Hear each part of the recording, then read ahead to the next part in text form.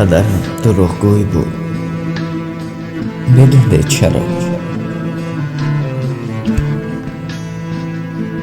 وقتی از کار به خونه برمیگشت میپرسیدم پدر جان خسته؟ میگفت نه جون پدر. وقتی میدیدم به فکر فرو رفته است میپرسیدم پدر جان مشکل داره؟ باز میگفت نه جان پدر. وقتی سری دسترخوان می نشسته میوه رو بر من میداد میگفتم شما نمیخواهید؟ میگفت نه جون پدر. وقتی به بازار میرفته باری سنگین رو میبرداشت میگفتم پدر جان برایت سنگین نیست؟ میگفت نه جون پدر. وقتی که عید میشد برای ما لباس نو میخرید ولی خودش لباس کهنه خود را میپوشید. میپرسیدم پدر چرا برای خودت لباس نو نمیخرید؟ میگفت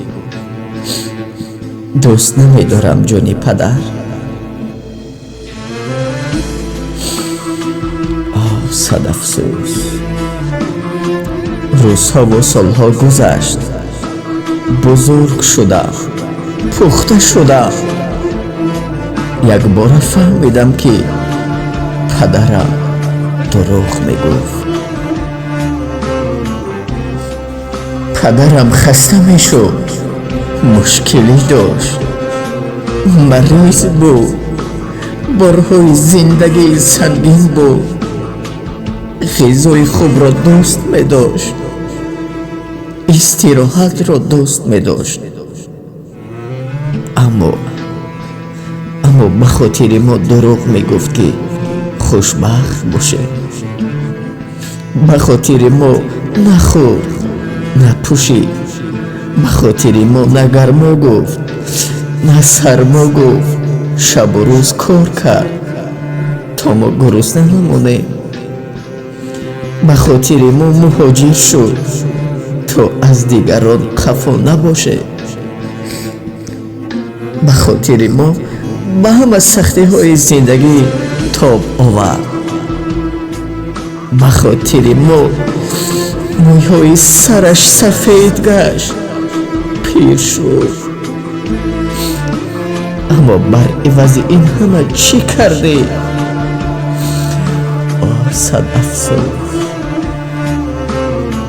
صد افسوس که میسر نشد که یک برده نان جگربندش را میچشد.